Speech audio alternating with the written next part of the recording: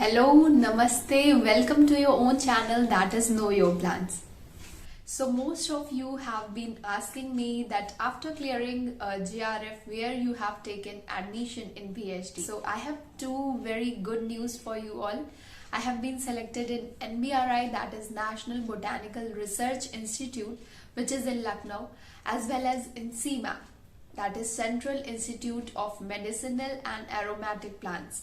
So finally I have taken admission in CIMAP, and very soon I'm going to start my PhD. Both CIMAP as well as NBRI are renowned institute of ACSIR, and I feel myself very much lucky to be a part of it. So I'm making this video to share the backstory of mine, that how I reached there, to give you some inspiration if you are also targeting for JRF and want to do PhD.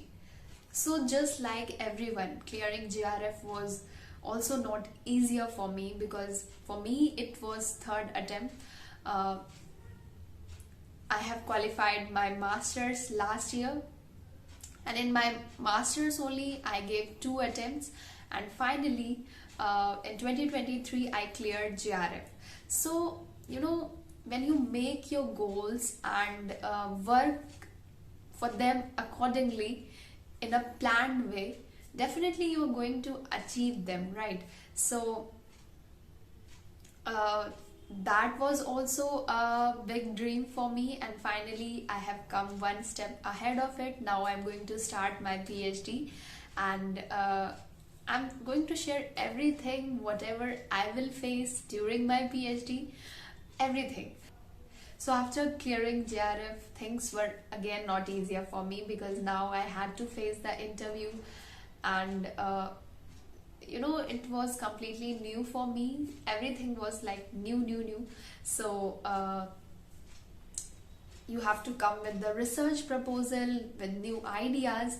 So I'll say that whoever are preparing for this exam, they should know about their interest from your masters only. You have to discover about your interest, and you should know that what are the things going in different institute. You have to be aware, visit to their sites, see the profile of the scientist, and be aware, and just find your interest accordingly, right? So it was also new for me, but I did it.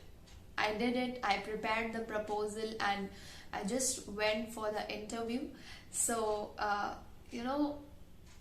for many people it is very difficult, because they do not have any guidance at that point of time. So I'll say that you have to be prepared for all these things.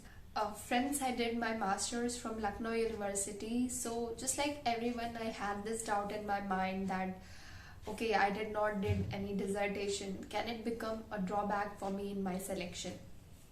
But no, if you have done the dissertation in your masters, it's very good, because definitely you have more experience than others. But if you haven't done dissertation, it's alright, because now they will ask you about your interest, and the question will be relevant to that only. So that happened with me. Whatever was my SOP, the question were asked on that only. I will share my SOP with you all. Hope it will be helpful to you also. But before going to any interview, you should know about the basic techniques, because if you are preparing for JRF, definitely you should be knowing about the techniques, right? Like from me in NBRI and CIMAP, in both they have asked my SOP prior to the interview, and they have asked question from that only. Not at all they have asked about my dissertation.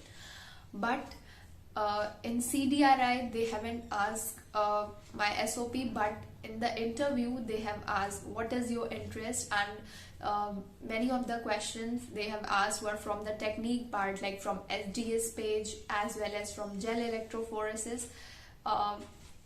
So you should know about these things. And one more thing which you should do before going any of these institute for the interview is you should visit their website once and see what work scientists are doing. because you know questions will be based on that only. So if I'll share my experience to you of the CIMAP as well as NBRI where I have been selected, let me tell you from the beginning. So this is my SOP, that is statement of purpose. So I have made my SOP on endophytes. So endophytes are microorganisms which live inside the plant, and I have made my SOP that how these endophytes helps in the enhancement of secondary metabolites in medicinal plants. So CIMAP is known for its work on medicinal and aromatic plants, and NBRI also works on medicinal plants. So you know, it was just a common SOP which can be presented in both the institutes. I have made little bit of changes and presented the same SOP in both the institute, and it worked, right? So based on my SOP, questions were asked. Okay, so let me first tell you that what were the questions which were asked to me in CIMAP. So firstly they asked me, okay, tell me about your interest. So I told them my interest, and then whatever was asked, like, because I was giving interview in CIMAP and it is known for medicinal and aromatic plants, right? So one thing, make sure if you are going in CIMAP, you should once go through the list of the medicinal and aromatic plant they are working in, and you know, it become very important. So they have asked me also that okay, tell me the name of some of the medicinal plant. They have asked about the scientific names, and because my SOP was on endophytes, they jumped into plant pathology as well. They asked me about a few fungal pathogens and hypersensitive response, etc, etc. They also asked me about hormones which helps in you know, defense mechanism, etc. So these were some of the questions in which I was able to answer some, and some I wasn't able to. So it is normal. And then if talking about NBRI, I gave the interview online. I gave interview in NBRI in online mode, so it was completely new experience for me because I never gave online interview. But one thing, you should make sure that your connectivity should be strong if you are giving the interview online. You should, you know, have proper seat. You should communicate properly to the interviewers, whether online or offline. So there also they I have given the same SOP. So questions were like, what is secondary metabolite, what is endophytes. They have asked me about the techniques, like how you are going to separate the metabolites, etc. So the questions asked were basic, and they were from the SOP, nothing very difficult and nothing very easy. So I'll say that if your SOP part is strong, definitely you're going to clear the interview. One more thing I want to tell you, that I did my master's in 2022, that is last year, and in 2023 in June I gave a CSIR and a JRF exam.